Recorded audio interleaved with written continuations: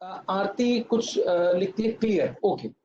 आरती अब हम आगे चलेंगे। मैं डेप्रिसिएशन में आपको चीज़ें कवर करा दी हूँ, बट मैं कुछ टाइम रुक कर आपके डाउट्स लेना चाहूँगा। अगर आपको कोई क्वेरी है तो यहाँ लिख सकते हैं, मैं उस क्वेरी का आंसर कर देता हूँ।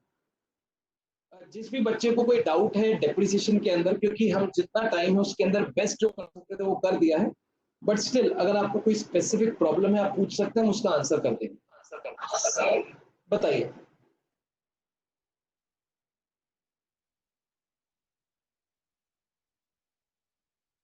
उदित गुप्ता ने पूछा डेप्रिसिएशन केस ऑफ लीज। देखिए लीज के केस में जो डेप्रिसिएशन का रेट है उसी हिसाब से लगेगा जो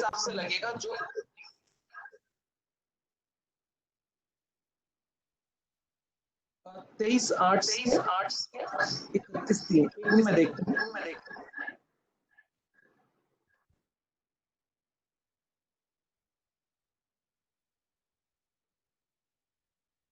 भावेश मेरे को क्वेश्चन के रिस्पेक्ट में पूछना चाह रहे हो? I am not clear with you, तो तुम किस पर्टिकुलर रिस्पेक्ट में पूछना चाह रहे हो?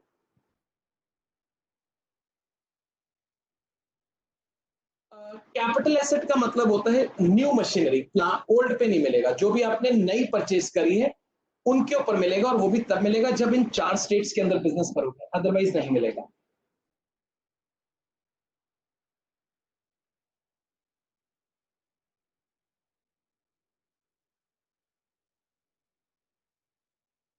अब 5 साल का लॉक इन पीरियड होता है इसके अंदर। आरती, अनिल, 5 साल का लॉक इन पीरियड होता है। जिस दिन आप एसेट खरीदते हैं वहां से 5 साल तक आपको अपने पास रखनी है, अदरवाइज जितना डेप्रिसिएशन आपने क्लेम करा है वो बिजनेस इनकम बन जाती है।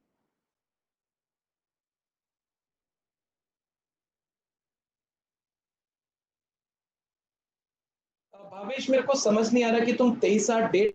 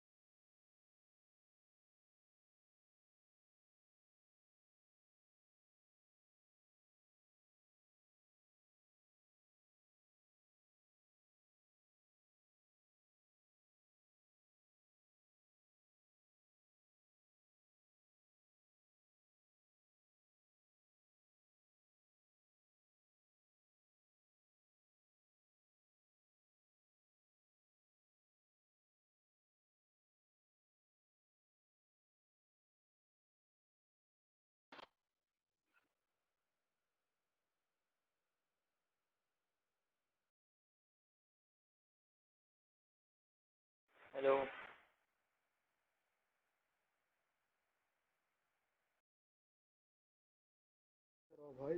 Muff, say hi, Muffin. Honey, come here. Say hi.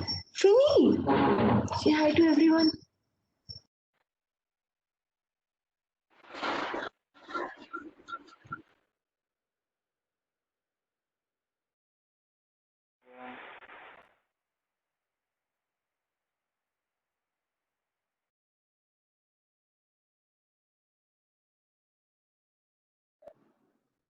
आप सुन पा रहे हैं?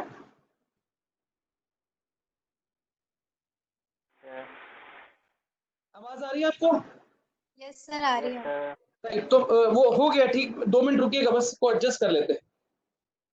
सर लेकिन दूसरी स्क्रीन नहीं आ रही है। वो भी मैं ट्राई कर रहा हूँ, 1 मिनट का टाइम दो बस। Okay sir. अब आ जाएगी दूसरी स्क्रीन, आ गई ना? No sir. आ गई होगी, अब दूसरी स्क्रीन देखो। हाँ सर, आ गई है। हाँ बस बस, मैं एक्चुअली डेस्कटॉप कर दी। हाँ आ गई सर, राइट, विजिबल है। बस और एडजस्ट कर रहा हूँ, 1 मिनट। सर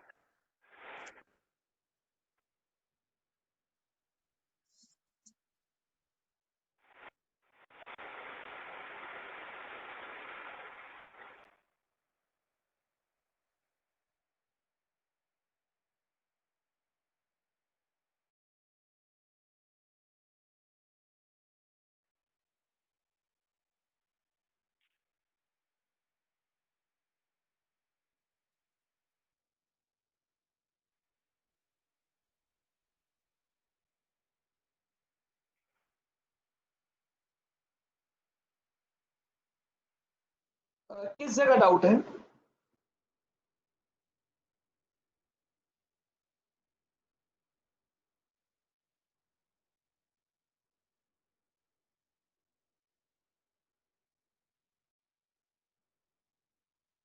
आशिका गर्ग, तुम मेरे को सुन पा रही हो? आशिका गर्ग, आशिका,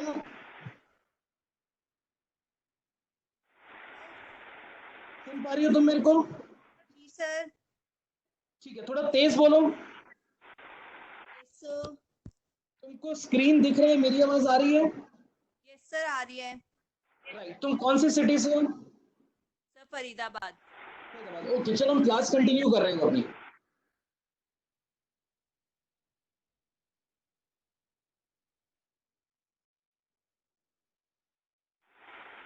हाँ जी, बताइए, कोई डाउट आप मेरे से पूछ रहे थे, हम कंटिन्यू कर रहे हैं। आप बताइए, डाउट डेप्रिसिएशन के अंदर हम उनके आंसर्स कर रहे हैं।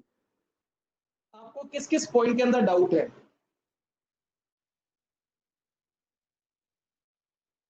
सिंह, तुमने पूछा यूट्यूब का लिंक। ये जो जवाब है, ये ICMAI इंस्टीट्यूट आपको देगा कि वो इन क्लासेस को यूट्यूब पे अपलोड करके आपके साथ लिंक शेयर करेंगे कि नहीं। तो बेटर है आप मेल करके उनको पूछिए। Any other query? हाँ जी, कोई और क्वेरी आपको बताइए। 3280, ओके, मैं आपको 3280 बताता हूँ। 3280 बेसिकली डिडक्शन है। अगर आप अपना बिजनेस 4 स्टेट में से किसी भी स्टेट में सेट करते हैं, और वो भी 1/4/2015 के बाद, जब भी आप कोई नई प्लांट एंड मशीनरी खरीदेंगे, तो आप 15% ओरिजिनल कॉस्ट का प्रॉफिट एंड लॉस में डेबिट कर पाएंगे, ओरिजिनल कॉस्ट का। लेकिन कुछ बातें हैं। पहला, वो प्लांट एंड मशीनरी पुरानी नहीं होनी चाहिए। सेकंड है, वो प्लांट एंड मशीनरी ऑफिस में नहीं लगनी चाहिए, वो ऑफिस अप्लायंस नहीं होना चाहिए, और उस वो ऐसी भी कोई प्लांट एंड मशीनरी ना हो जिसपे 100% डेप्रिसिएशन फर्स्ट ईयर में मिलता हो। उस कंडीशन में आप प्लांट एंड मशीनरी के ऊपर 15% एडिशनल डिडक्शन क्लेम कर सकते हैं।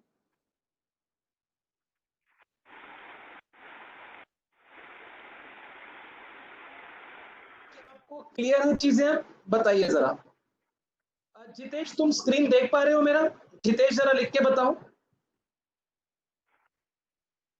4 स्टेट है, आंध्र प्रदेश, तेलंगाना, वेस्ट बंगाल, बिहार। बिहार, ओके। मैं समझ गया आपकी बात, आप देख पा रहे हैं। और कोई इसके अंदर डाउट है तो बताइए।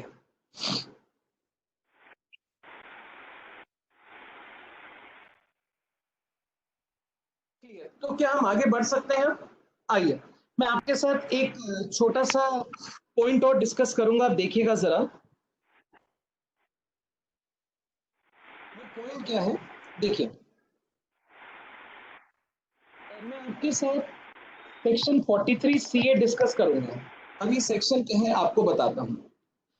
ये section basically sale of immovable property से रिलेटेड है। कैपिटल गेन के अंदर भी ये सेक्शन है और वो 50 सी है। अगर आप यहाँ पे मेरी बात ध्यान से सुन ले तो आप 50 सी बहुत आराम से कर पाएंगे, सेल्फ स्टडी कर पाएंगे। 43 सीए को सीखिए। देखिए, जैसे कोई बिल्डर है कि अब बिल्डर ने मान लीजिए एक प्रॉपर्टी कंस्ट्रक्ट करी, कॉस्ट है 2 करोड़। बिल्डर उसको बेचना चाहता है, सेल करना चाहता है बिल्डर। मैं आपको बताता हूं उसकी जो मार्केट वैल्यू है वो 10 करोड़ है। अब बिल्डर क्या करता है, इनकम टैक्स की करने के लिए वो पार्टी को कहता है तुम मेरे को चेक से 3 करोड़ दो और कैश में 7 करोड़ दो। वो पार्टी से कैश मांगता है 7 करोड़ और 3 करोड़ मांगता है चेक, और कह रहा है इतना पे करो, और पार्टी इसको कर देती है। जो कैश है वो तो गायब हो जाता है, बीच में कहीं भी इनकम टैक्स को बताया नहीं जाता। और ये बिल्डर जब अपना प्रॉफिट एंड लॉस अकाउंट निकालता है तो उसमें सेल दिखाता है 3 करोड़ की, कॉस्ट दिखाता है 2 करोड़ की और नेट प्रॉफिट दिखाता है 1 करोड़ का। ये बात सभी को मालूम है, इमूवेबल प्रॉपर्टी के अंदर ब्लैक मनी बहुत चलती है, कैश बहुत चलता है, और इसके चलते लोग टैक्स की चोरी करते हैं। इस प्रैक्टिस को दूर करने के लिए इनकम टैक्स ने 43 सीए सेक्शन में एक अमेंडमेंट करी, एक चेंज किया। वो चेंज मैं आपके साथ अब यहाँ पे डिस्कस करने जा रहा हूं। अब देखिएगा जरा मेरी बात, इस सेक्शन के अंदर क्या लिखा हुआ है। देखिए, जैसे ए और बी, ये दोनों मिलते हैं। ए सेलर है और बी बायर है। इसका बिजनेस है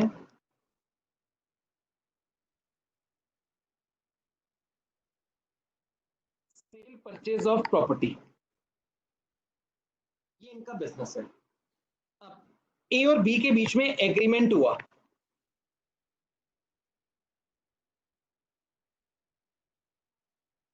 पंद्रह 4/19 को। ए ने कहा मैं अपनी प्रॉपर्टी तुमको बेचूंगा, बी ने कहा ठीक है मैं खरीद लेता हूं, और जो इनका सेल का अमाउंट फिक्स हुआ वो 50 लाख हुआ। बी ने कहा मेरे को कुछ टाइम चाहिए पैसे को अरेंज करने के लिए, तो ए ने कहा कितना, तो बी ने कहा एक काम करो 15 अक्टूबर तक का टाइम दे दो। 15 अक्टूबर, 15 अक्टूबर को फुल पेमेंट हो जाएगी और ये दोनों रजिस्टरिंग अथॉरिटी में जाएंगे और वहां पे प्रॉपर्टी जो है वो बी के नाम ट्रांसफर हो जाएगी। तो एक तरह से ये जो डेट है ये फुल एंड फाइनल है। इसको बोलते हैं रजिस्ट्रेशन की डेट, रजिस्ट्रेशन की डेट। मैं आपको आगे लेके चलता हूं। इस दिन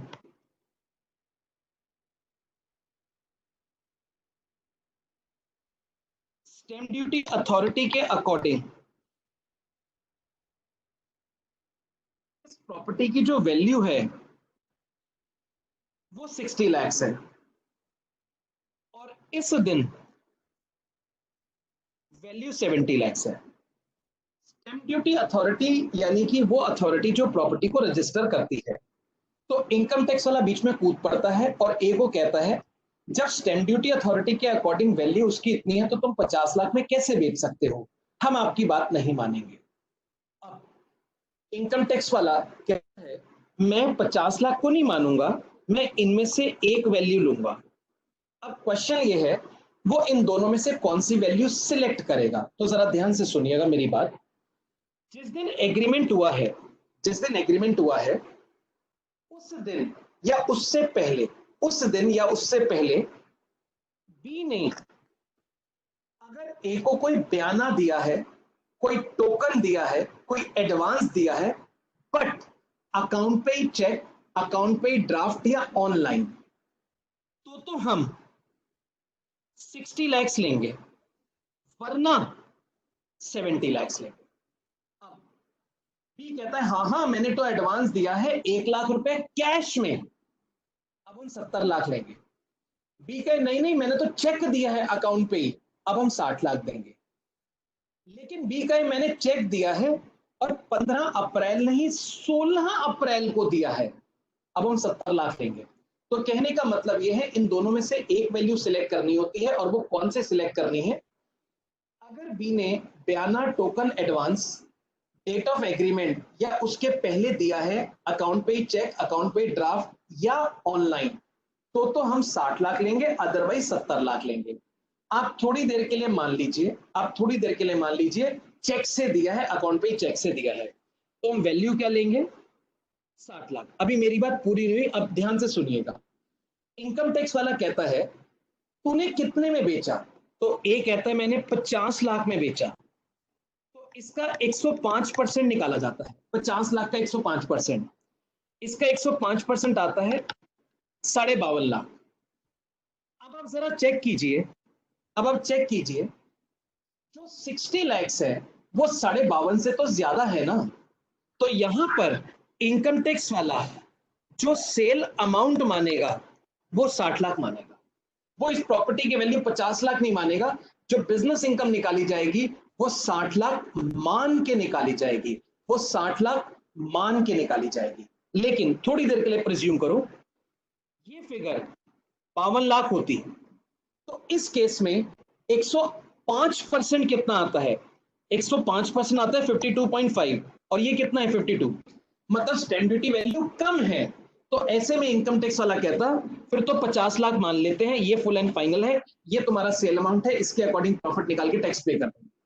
हमें करना क्या होता है, जो हम सेल का अमाउंट बोलते हैं उसका 105% निकालते हैं और उसको स्टैंप ड्यूटी वैल्यू से कंपेयर करते हैं। अगर स्टैंप ड्यूटी वैल्यू ज्यादा है तो ज्यादा सेल का अमाउंट ले लेते हैं, अगर स्टैंप ड्यूटी वैल्यू कम है तो फिर जितना रियल सेल का अमाउंट है वो बनता है। अब क्वेश्चन ये है स्टैंप ड्यूटी वैल्यू हम किस दिन की लेते हैं? अगर आपने कोई बयाना, आपने कोई टोकन कैश में दिया है, सॉरी अकाउंट पे ही चेक, अकाउंट पे ही डीडी में या ऑनलाइन ट्रांसफर किया है, तो हम डेट ऑफ एग्रीमेंट का लेते हैं, अदरवाइज डेट ऑफ रजिस्ट्रेशन का लेते हैं। ये पॉइंट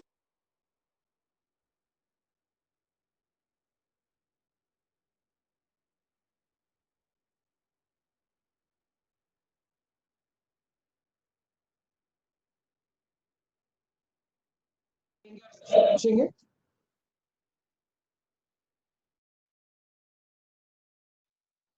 आकांक्षा कहती है मेरी आवाज उस तक नहीं आ रही है। क्या मेरी आवाज नहीं आ रही क्या आप लोगों को?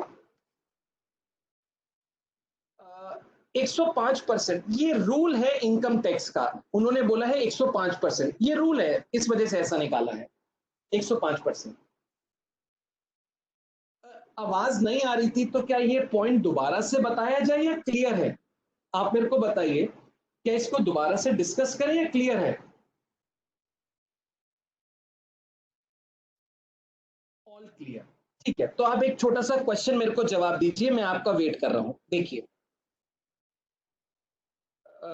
Date of agreement, date of registration,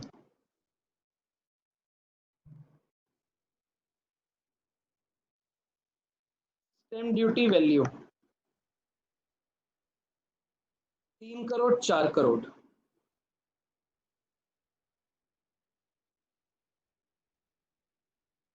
actual sale amount 2.5 crore, advance 1 lakh in cash. बताइए क्या अमाउंट लेंगे? Date of agreement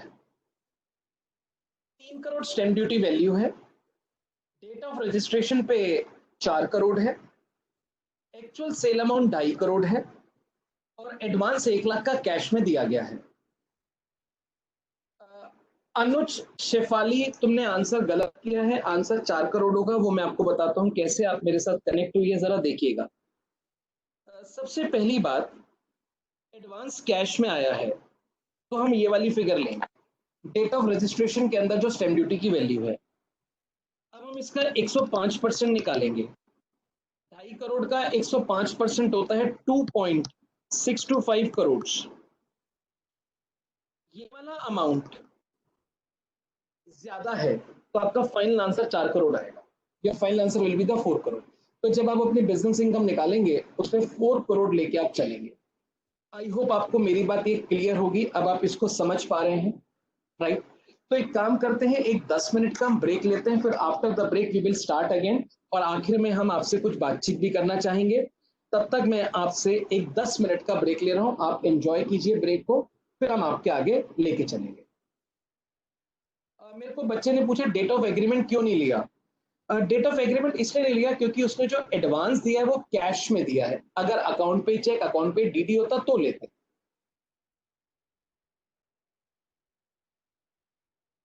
advance cash में दिया है इस वजह से, राइट? आइएगा, मैं आपसे 10 मिनट के बाद दोबारा कनेक्ट करूंगा।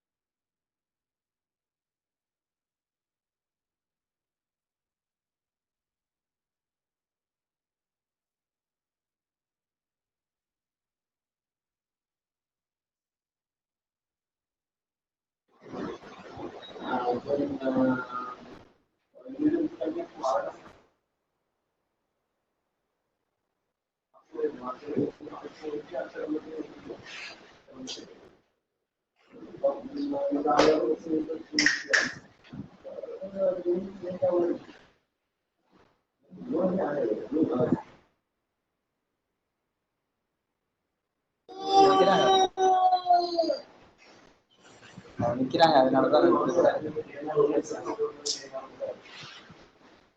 சாப்பிட்டுட்டு கை கழுவுறாங்க. லெஸ் மாத்திரம்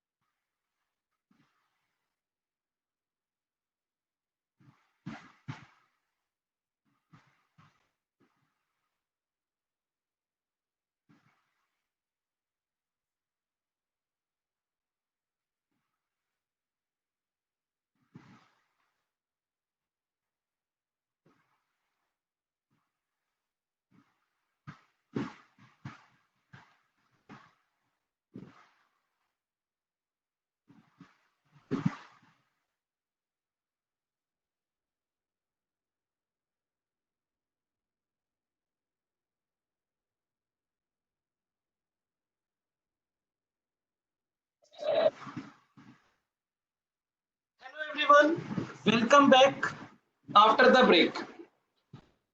क्या आप आवाज सुन पा रहे हैं? क्या आपको आवाज आ रही है? यस। अनुज भार्गव,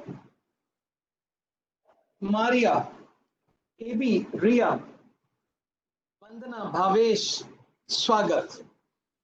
अभी कुछ और चर्चा करेंगे, पीजीबीपी में कुछ कुछ सेक्शंस हैं उनके ऊपर, और फिर कल देखेंगे कुछ नए टॉपिक्स आपके साथ सीखेंगे।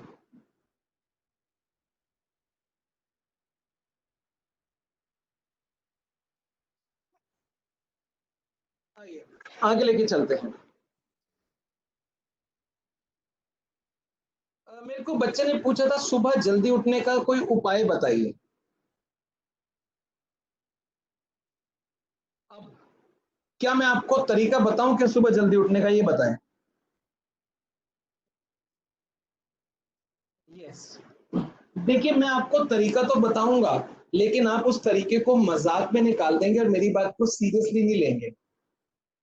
एक मिनट रुको, मेरे माइक की बैटरी खत्म हो गई। I will change the battery first, wait for 2 minutes.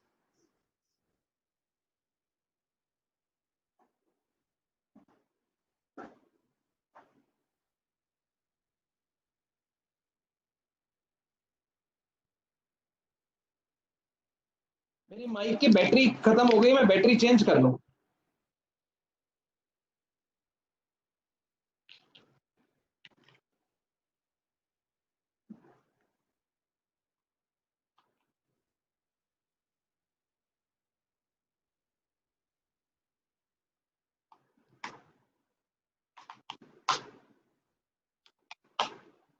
हाँ जी, मैं आपको बता रहा था तरीका सुबह जल्दी उठने का।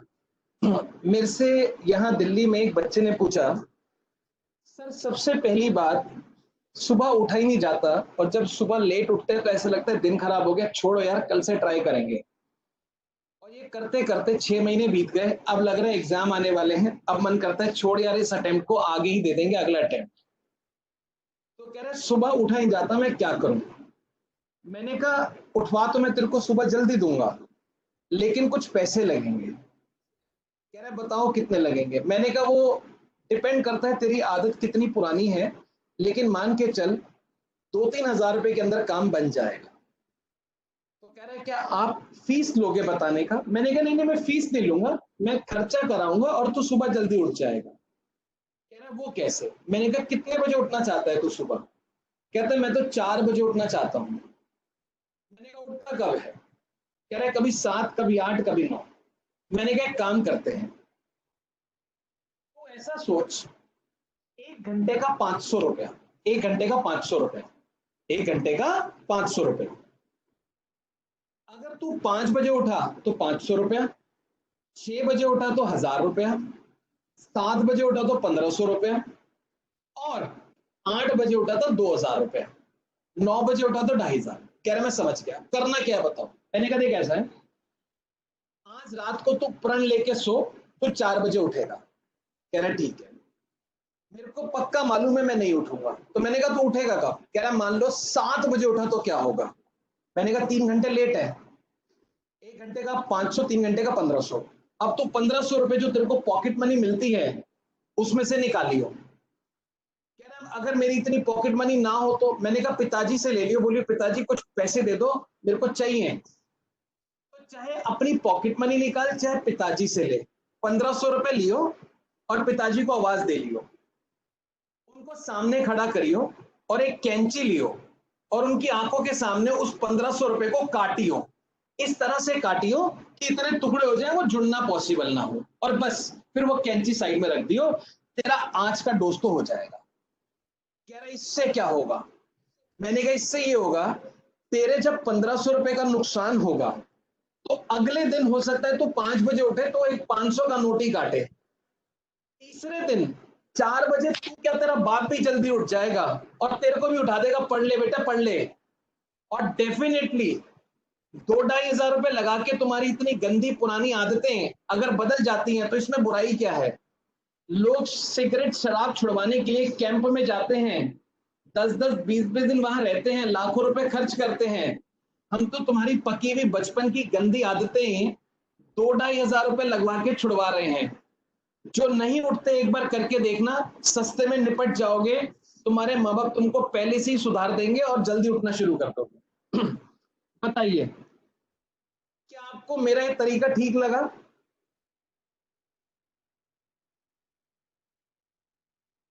शेफाली, तुम जरा उठ के देखना, कल से लेट 500 रुपए 1 घंटे का रखना, माता जी से पैसे लेना, उनके सामने उनके नोट को काट देना, और फिर तुम्हारे घर में सभी 4 बजे उठा करेंगे। भावेश बंसल कहता है 1 नंबर आइडिया है। अच्छा है भावेश, हमारे साथ रहोगे तो आपको अच्छे आइडिया ही देंगे, आप चिंता ना कीजिए बिल्कुल। वो कह रहा है बेलन पड़ेगा। शेफाली बहन, बेलन पड़े जो मर्जी पड़े, अगर गंदी आदतें सस्ते में छूट जाती है तो कोई बुराई नहीं है।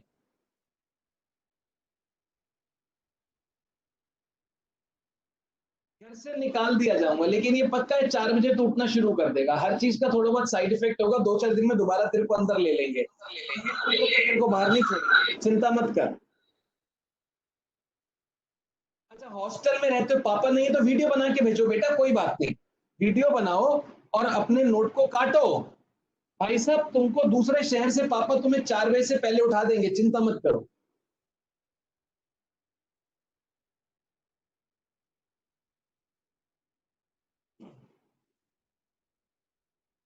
मेरे को शिफाली कहते हैं आई एम मैरिड, कोई बात नहीं, अपने हस्बैंड के सामने काट लेना, वो उठा देंगे तुमको, चिंता मत करो। आइए, अब मेरे को एक बच्चे ने बोला मैं उठ तो जाता हूं लेकिन पढ़ाई में मन नहीं लगता, तो जिनका मन नहीं लगता उसका भी उपाय बताएंगे आपको, चिंता ना करो। आइए आपको आगे लेके चलते हैं अगले सेक्शन में। मैं आपके साथ एक छोटी सी बात करना चाहूंगा।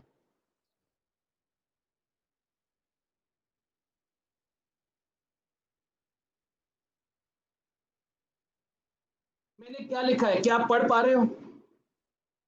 मैंने क्या लिखा है, क्या आप पढ़ पा रहे हो?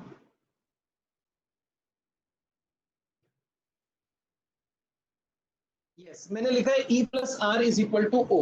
मैं आपको बताता हूं इसका मतलब क्या है। Event plus response is equals to outcome. मैं मतलब बताता हूं इसका क्या है। देखिए, इवेंट यानी कि परिस्थितियां सबके जीवन में करीब करीब एक समान होती हैं। सबके जीवन में परिस्थितियां करीब करीब एक समान होती हैं, लेकिन उसके ऊपर रिस्पॉन्ड हर कोई आदमी अलग अलग करता है। अब जब हर कोई आदमी अलग अलग रिस्पॉन्ड करता है तो आउटकम भी अलग अलग मिलता है। अगर वो परिस्थितियों पर रिस्पॉन्ड ठीक से करें तो आपको बहुत अच्छा आउटकम मिल सकता है। मैं आपको बताता हूं मैं इससे आपको क्या कहना चाहता हूं, जरा मेरी बात ध्यान से सुनिए। आपको मैं लेके चलता हूं कुछ टाइम पीछे। आपने थॉमस एडिसन का नाम सुना होगा, जिसने बल्ब का इन्वेंशन किया। 1000 बार बेचारा फेल हुआ तब जाके बल्ब बना। अमेरिका की बात है, एक बारी रात को जो उसकी प्रयोगशाला थी उसमें आग लग गई, तो आसपास के लोग उठे, उन्होंने थॉमस के दरवाजे को खटखटाया और बोला थॉमस थॉमस बाहर आ बाहर आ। तो रात का वक्त था, थॉमस अपने लड़के के साथ बाहर आया और कहा थॉमस तेरी प्रयोगशाला जल गई। उसका लड़का वहां खड़े खड़े जमीन पे बैठ गया और कहा पिताजी हमारी प्रयोगशाला जल गई है, आप कुछ रिस्पॉन्स क्यों नहीं कर रहे, आप कुछ बोल क्यों नहीं रहे? थॉमस ने कहा जरा सुनिएगा, हमारी प्रयोगशाला जल गई और गलतियां भी, और गलतियां भी। इस प्रयोगशाला के अंदर हमने कई गलतियां करी तभी हम बल्ब इन्वेंट नहीं कर पाए, गलतियां भी जल गई। उसने ऐसे उसको रिस्पॉन्ड किया और कहा कल से नई शुरुआत करेंगे। 1000 बार फेल होने के बाद उसने बल्ब का आविष्कार किया। ये इवेंट अगर आप लोगों की जिंदगी में आए तो आप हो गया जा प्रयोगशाला जल गई छोड़ो, अब कुछ और देखेंगे, अब नहीं करेंगे ये काम, कोई पगले हैं कोई बावले हैं जो एक काम के पीछे पड़े रहे।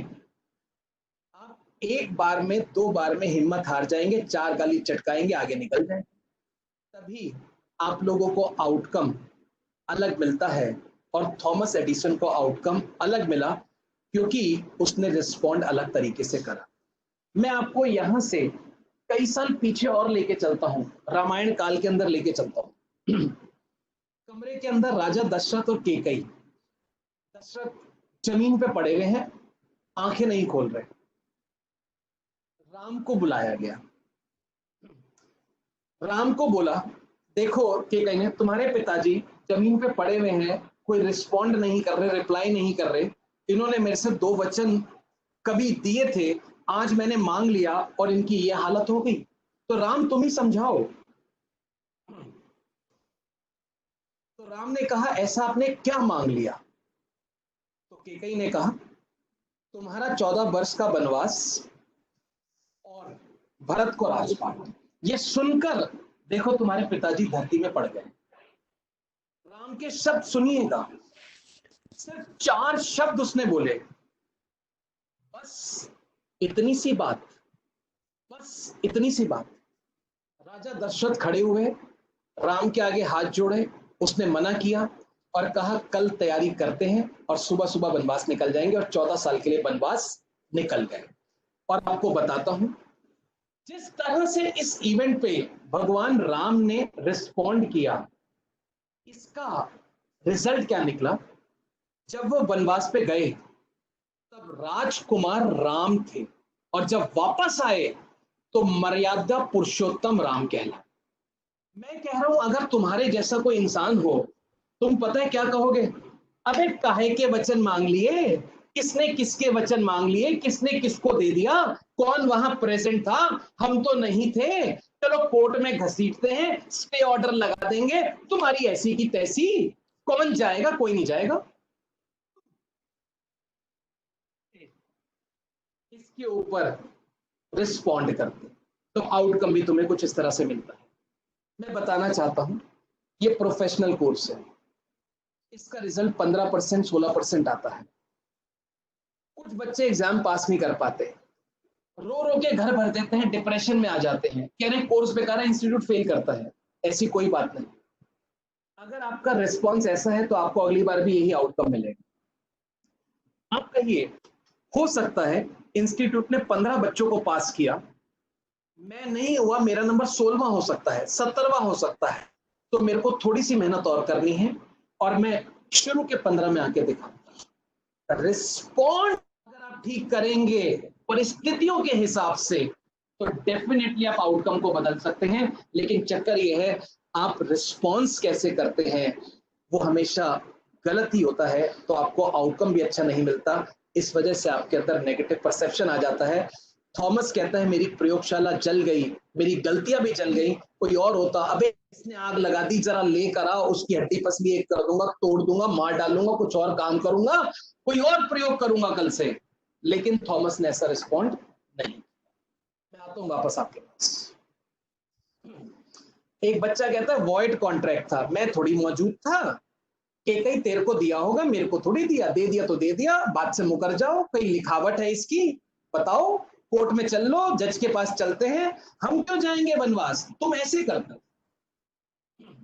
कॉन्ट्रैक्ट विदाउट कंसेंट, अनुज भार्गव कहता है, वही तो साहब, आप पढ़ लिख गए, आप रिस्पॉन्ड इस तरह से करते हैं, और भगवान राम ने 4 वर्ड बोले और ट्रांसफॉर्मेशन देखो, राजकुमार से मर्यादा पुरुषोत्तम। और ये बात आज की नहीं है, मैं आपको बहुत पहले का एग्जाम्पल दे रहा हूं। क्या आप मेरी बात से संतुष्ट हैं? आपको मेरी बातें समझ आ रही हैं?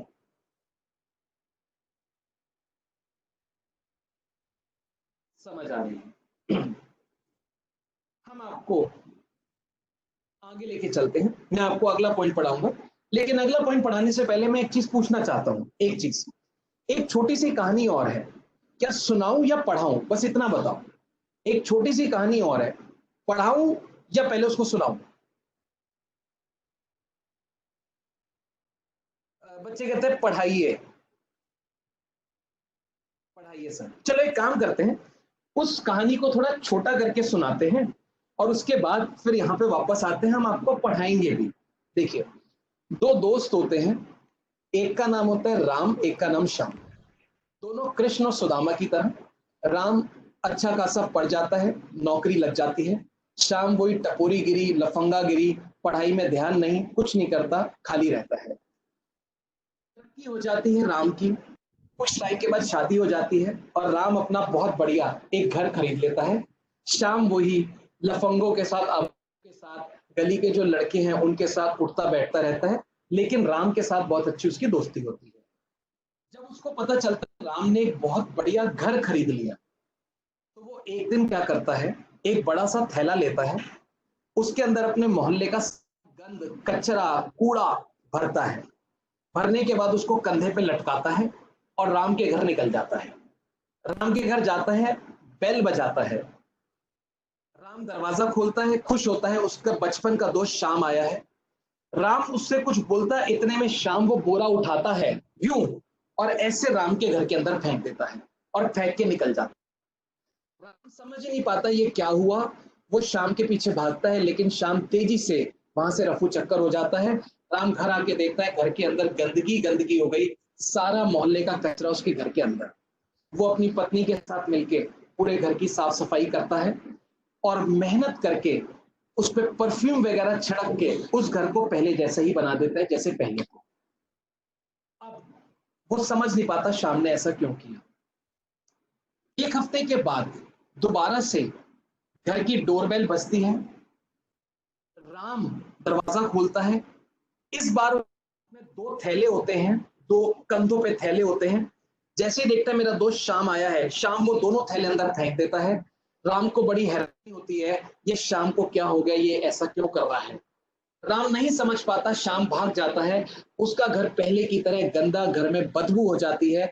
वो अपनी पत्नी के साथ मिलकर पूरे घर की साफ सफाई करता है और घर को पहले जैसा चमका देता है, परफ्यूम डाल देता है। और अब राम सोचता है श्याम ऐसा क्यों कर। 15 दिन के बाद दोबारा से डोरबेल बजती है। श्याम के कंधे पर वही एक बोरा होता है, लेकिन इस बार राम दरवाजा नहीं खोलता, जो दरवाजे में होल होता है उसके अंदर से देखता है और श्याम बाहर खड़ा है। राम कहता है श्याम, आज मैं दरवाजा नहीं खोलूंगा, तू बता तू क्या चाहता है, तू ये काम क्यों कर रहा है। श्याम कहता है दरवाजा नहीं। और शाम आधे घंटा एक घंटा इंतजार करता है, जब दरवाजा नहीं खुलता शाम वहां से चला जाता।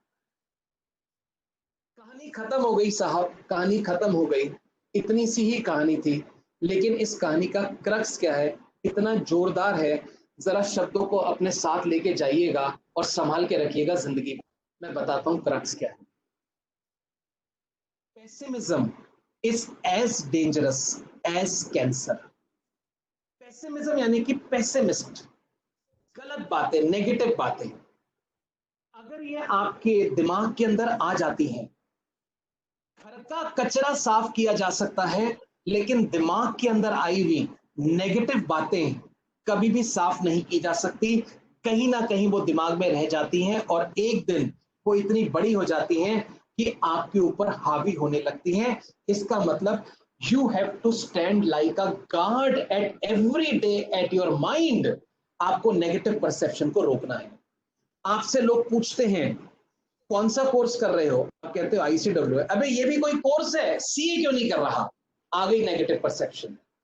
अबे मैंने इसमें नौकरी नहीं मिलती, आ गई नेगेटिव परसेप्शन। अबे मैंने सुना इतना मुश्किल है कोई पास नहीं होता, आ गया नेगेटिव परसेप्शन। मैं आपको बताना चाहता हूं, ये जो नेगेटिव लोग हैं, नेगेटिव बातें हैं, इनसे आपको अपने आप को बचाना है। अपने दिमाग के बाहर आपको गार्ड की तरह खड़े रहना है। नेगेटिव बातों को अंदर नहीं जाने देना। घर की सफाई की जा सकती है, दिमाग की सफाई नहीं की जा सकती। अगर आपके मन में ये सब चीजें आ गई तो आप भी एक दिन नेगेटिव इंसान बन जाएंगे, और नेगेटिव इंसान कुछ भी नहीं कर पाता, अपने साथ साथ औरों का काम भी खराब करता है। हम कह सकते हैं नेगेटिविटी कोरोना वायरस से कम नहीं है। नेगेटिविटी और corona virus one of the same thing. आइए आगे लेके चलते हैं। क्या आपको मेरी बात समझ आई है? यस। मैं 1 मिनट का टाइम लूंगा, सिर्फ 1 सेकंड का, 1 सेकंड।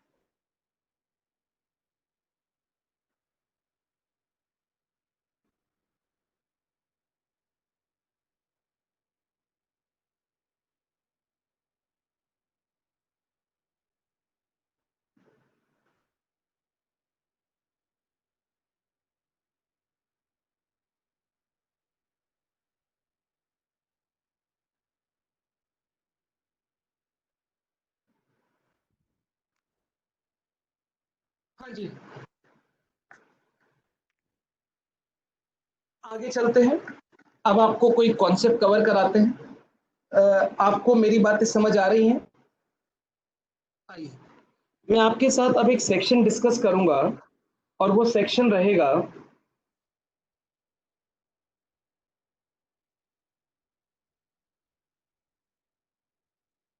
सेक्शन 35।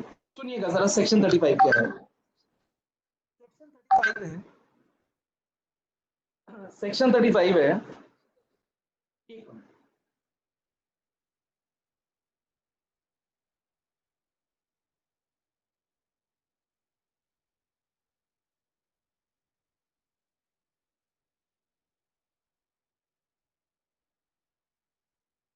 सेक्शन 35, सेक्शन 35 है एक्सपेंडिचर ऑन साइंटिफिक रिसर्च।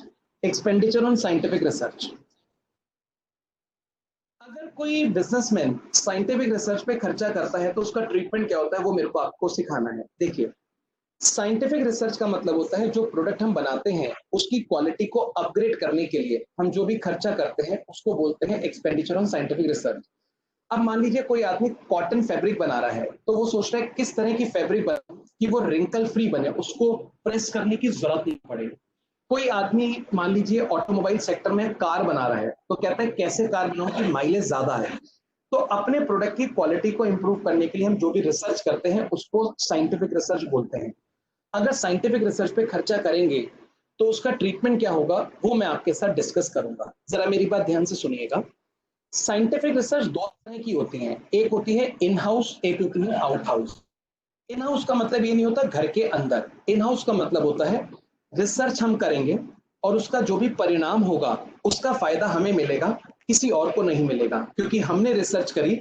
हम रिजल्ट को पेटेंट करा लेंगे और अपने हिसाब से उस नतीजे का इस्तेमाल करेंगे। एक होता है आउट हाउस। हमें पता चलता है कोई लोग रिसर्च में लगे हुए हैं, उनको पैसे पूसों की कमी है तो उनको कुछ दान वान दे देते हैं, इससे जो नतीजा आएगा उससे सभी को फायदा मिलेगा। इस चीज को बोलते हैं आउट हाउस। अब इन हाउस रिसर्च हो रही है, जरा ध्यान से सुनिएगा। रिसर्च में दो तरह के एक्सपेंस लगते हैं, एक रेवेन्यू, एक कैपिटल। रेवेन्यू एक्सपेंस क्या लगता है, मान लीजिए रिसर्च करने के लिए आपने कोई बिल्डिंग किराए पे ली है, या रिसर्च वालों की सैलरी हो गई, या रिसर्च का कोई सामान हो गया, मटेरियल हो गया। कैपिटल एक्सपेंसेस में आपने रिसर्च के लिए कोई इक्विपमेंट खरीदा है, रिसर्च स्टाफ को लाने ले जाने के लिए आपने कोई बस खरीदी है, रिसर्च स्टाफ के लिए आपने कोई कार वार खरीदी है, या आपने कोई बिल्डिंग खरीदी है, ये कैपिटल एक्सपेंस है। मैं आपको बताना चाहता हूं साइंटिफिक रिसर्च में चाहे खर्चा रेवेन्यू नेचर का हो चाहे कैपिटल नेचर का, वो पूरा का पूरा प्रॉफिट एंड लॉस अकाउंट में डेबिट होता है, इसको कैपिटलाइज नहीं करते। और यही खर्चा अगर कंपनी करती है जो किसी प्रोडक्शन में इन्वॉल्व है तो जितना वो खर्चा करते हैं उसका 150% अलाउड होता है, 150% अलाउड होता है। इसका मतलब क्या है, एक कंपनी प्रोडक्शन के बिजनेस में है, उसने 5 लाख रुपए खर्च किए हैं, लेकिन जब वो प्रॉफिट एंड लॉस अकाउंट में डेबिट करेंगे तो 5 लाख का 150% यानी कि 7.5 लाख रुपया डेबिट करेंगे, और कोई दूसरा इंसान है तो वो 5 लाख करेगा। थोड़ा सा आगे चलते हैं। कंपनी को हमने बोला जो भी आप खर्चा करेंगे, चाहे रेवेन्यू नेचर का चाहे कैपिटल नेचर का, हम 150% अलाउ करेंगे। लेकिन अगर लैंड है, लैंड खरीदी है, उसके ऊपर बिल्डिंग बनाने के लिए लैंड को अलाउ नहीं करेंगे, लैंड को अलाउ नहीं करेंगे। थोड़ा आगे लेके चलते हैं। किसी ने बोला ये खर्चा किस ईयर में आएगा, हमने कहा जिस ईयर में आप रिसर्च करोगे। वो कहते हैं कई बार ऐसा होता है, हम रिसर्च बिजनेस शुरू करने से पहले करते हैं। जैसे बिजनेस यहां पे शुरू हुआ, रिसर्च यहां कर रहे हैं ऐसे, तो कह रहे हैं इस दौरान तो हमारा कोई बिजनेस है ही नहीं, प्रॉफिट एंड लॉस अकाउंट है ही नहीं, तो कहां पे डेबिट करेंगे। यहां पे बिजनेस शुरू करा है, यहां से पहला प्रॉफिट एंड लॉस अकाउंट बनेगा।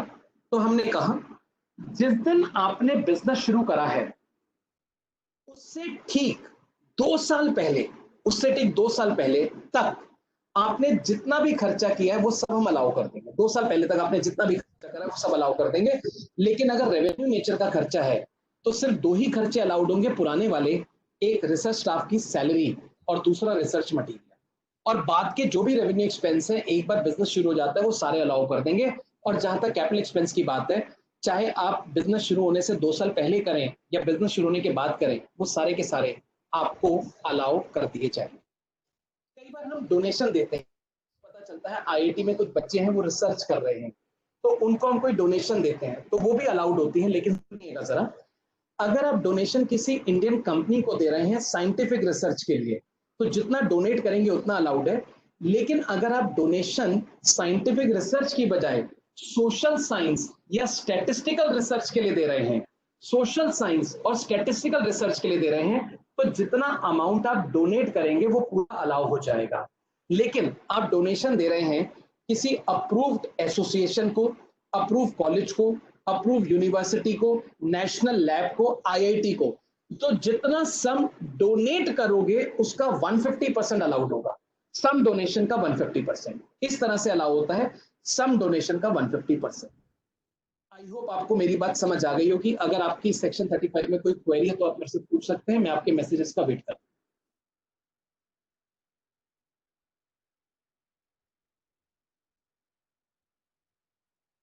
जितेश अरोड़ा ने नो लिख के भेजा है, अब वो थोड़ा हंसेगा भी, देखो वो जैसे ही हाँ भाई जितेश, कुर्सी वुर्सी हिला रहे हो तुम, झूल रहे हो।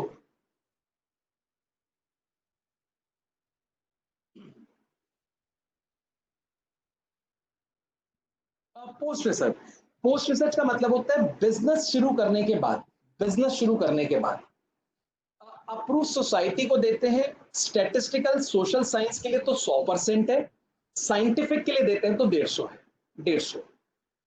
बच्चे ने पूछा है अनएब्जॉर्ब कैपिटल एक्सपेंडिचर, मैं बताना चाहता हूं साइंटिफिक रिसर्च का जो कैपिटल एक्सपेंस होता है उसकी वजह से कभी भी लॉस नहीं आ सकता। अगर लॉस आ रहा है तो उसको कैरी फॉरवर्ड करेंगे और उसको any number of years adjust करेंगे। मैं आपको बताता हूं इसका क्या मतलब होता है। हाँ नवनीत, मैंने गलत बोल दिया, वो 2 साल नहीं 3 साल होता है। आई एम सॉरी, मैं आपको जो प्रीवियस बता रहा था वो 2 साल नहीं 3 साल होता है, 3 years prior to commencement of business. तो आप 2 को 3 कर लेना, 3 है वो। हर्षित शर्मा 3 है, 2 नहीं है, 3 साल। मैं एक बार आपको एक एग्जाम्पल देता हूं। अनएब्जॉर्ब एक किसी ने पूछा है, देखिए मिस्टर ये बिजनेस कर रहा है, ये रेवेन्यू एक्सपेंस है 3 लाख, कैपिटल एक्सपेंस है 5 लाख, प्रॉफिट बिफोर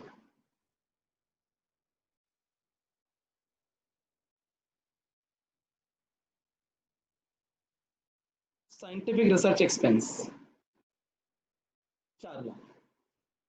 अब बताने ट्रीटमेंट क्या होगा। देखिए रेवेन्यू तो सारा का सारा माइनस हो जाएगा। अब कैपिटल अगर 5 लाख माइनस होता है तो आप देखेंगे प्रॉफिट नेगेटिव में आ जाएगा, तो उतना ही माइनस करो जितना प्रॉफिट है। और हमारे पास प्रॉफिट कितना है, 1 लाख। तो यहां से 1 लाख ही माइनस होगा, इनकम हो जाएगी 0।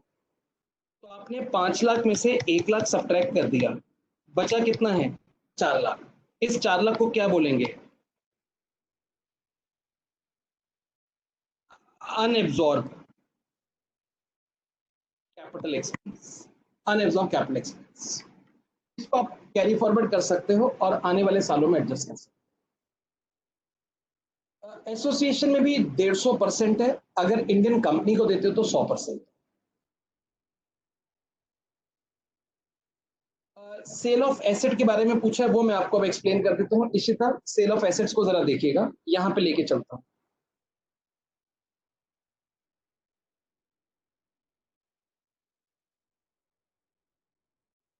सेल ऑफ एसेट्स, ठीक, जरा समझिएगा बात को। यहां से आपको कुछ डेट्स के साथ चीजें लिखवाता हूं। 15/6/16,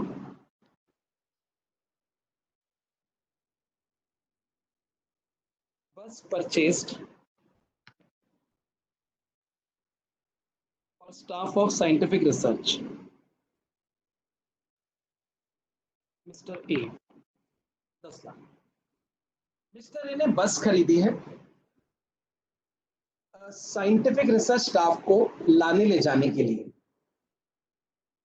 देखिएगा, जब इसने 16-17 का प्रॉफिट एंड लॉस अकाउंट बनाया होगा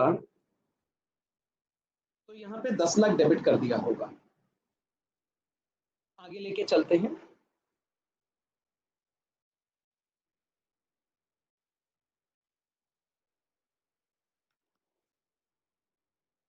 रिसर्च कंप्लीटेड 1/4/18, 1/4/18 को उसकी जो रिसर्च है वो कंप्लीट हो गई है। अब क्वेश्चन ये है, इस बस का क्या होगा? दो बातें हैं। पहला, भाई रिसर्च खत्म हो गई तो बस को बेच दो। दूसरा, आप इस बस से दूसरा स्टाफ भी तो ला सकते हो जो आपका रूटीन ऑफिस स्टाफ है। तो दो बातें हो सकती हैं। इन्होंने क्या किया, सेल 1/4/19 को बेच दिया without being use for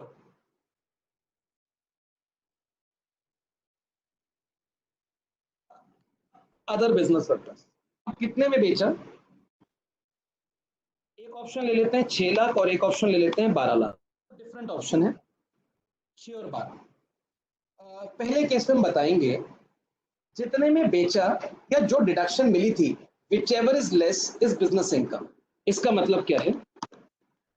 6 lakh और 10 लाख जो भी लेस है वो पीजीबीपी कहलाएगा। और यहां पर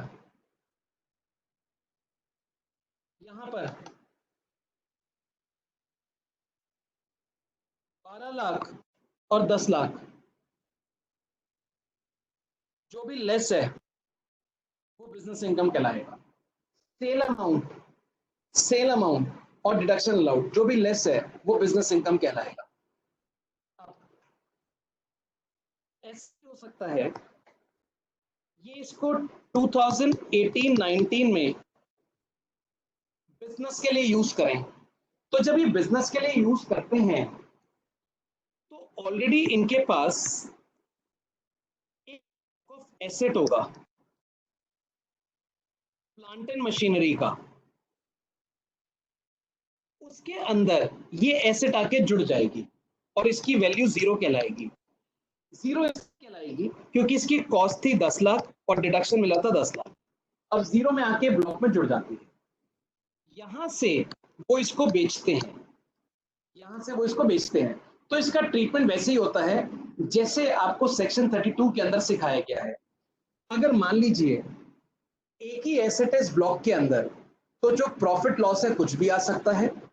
अगर कई सारी एसेट्स है तो प्रॉफिट आएगा, लॉस नहीं आएगा। और इसको शॉर्ट टर्म कैपिटल गेन बोलेंगे, इसमें लॉन्ग टर्म का मतलब ही नहीं। बताइए, अगर आपको इसमें कोई डाउट है तो आप मेरे से पूछ सकते हैं।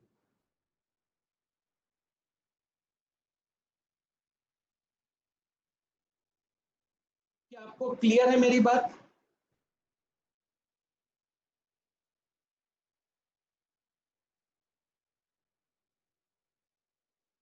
यस, कोई स्पेसिफिक क्वेरी है तो आप पूछ सकते हैं।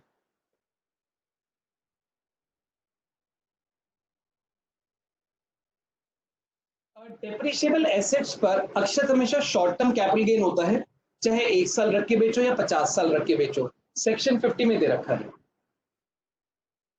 आइएगा, आपको आगे लेके चलते हैं। एक सेक्शन है 43B। 43B क्या कहता है, देखिए। जैसे ईयर है 1419, 31/3/20, ठीक है। नेक्स्ट ईयर है 1420, 31/3/21। कुछ एक्सपेंसेस हैं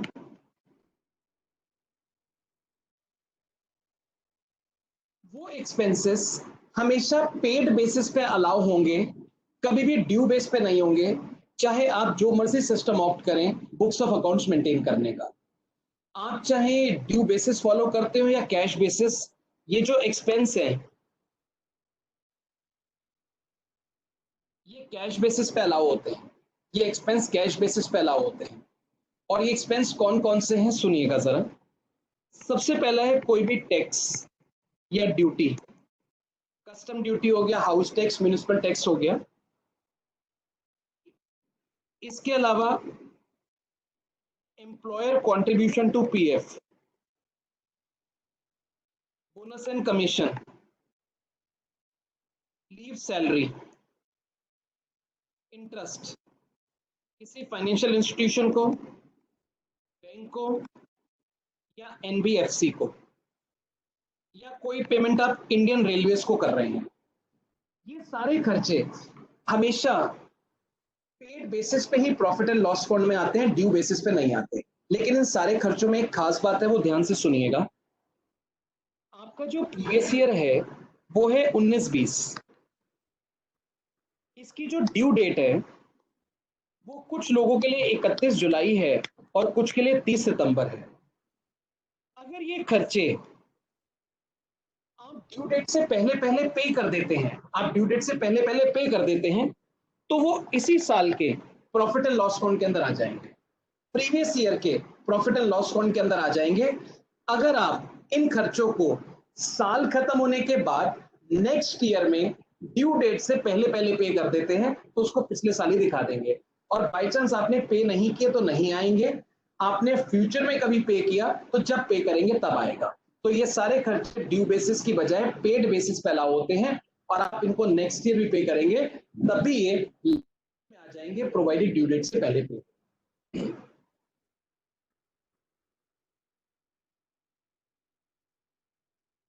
आपको ये चीज क्लियर है?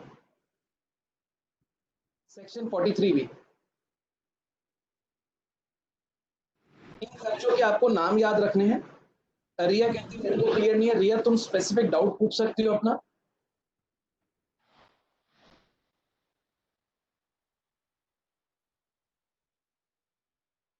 अनुज भार्गव कहता है यस मेरे को क्लियर है, वेरी गुड।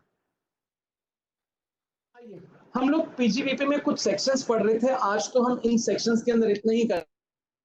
कल हमारा लास्ट सेशन रहेगा, 1 घंटे करीब पीजीबीपी करेंगे, 1 घंटे में हम रिटर्न ऑफ वजह से न रसोई नहीं। 1 घंटे के अंदर हम कोई और चीज भी कर सकते हैं, वो हम कल डिस्कस कर लेंगे आप लोगों के साथ। मैं अभी कुछ बच्चों से बातचीत करना चाहूंगा, मैं कनेक्ट कर रहा हूं कुछ बच्चों को, आप लोग देखिएगा जरा।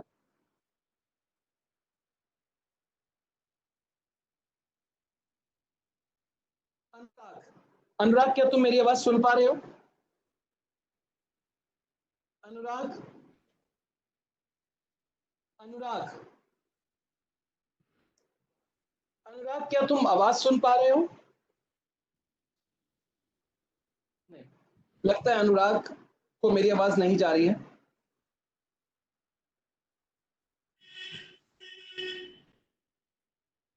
Atul,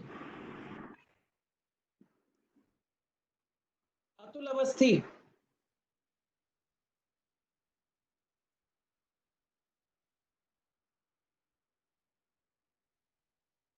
Dimple,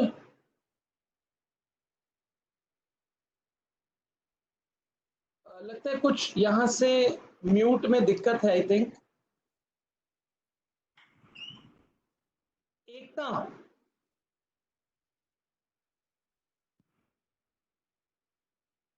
yes sir. एकता सुन पा रही हो मेरे को तुम? Yes sir, yes sir. एक, कहाँ पे रहते हो तुम? कौन सी सिटी में हो?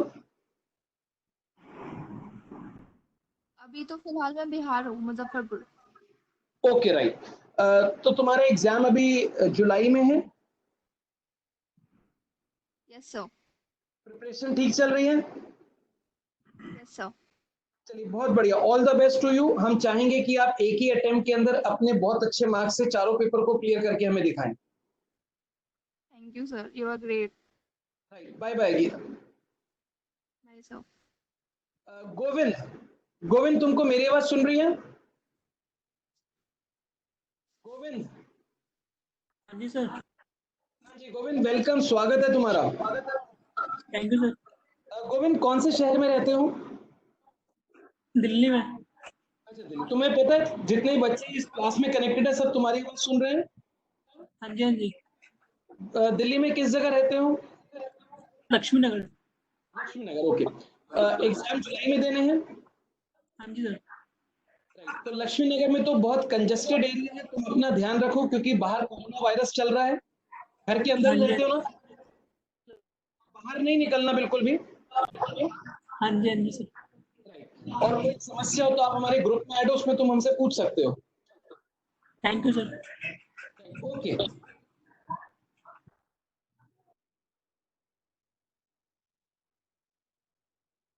हाँ भाई जितेश, अब तेरी बारी है। जितेश सुन पा रहे हैं मेरे को? जितेश सुन पा रहा है कि नहीं? अबे माइक अनम्यूट कर पहले। जितेश, जितेश सुन पा रहे हो? तुम्हारी आवाज नहीं आ रही यार।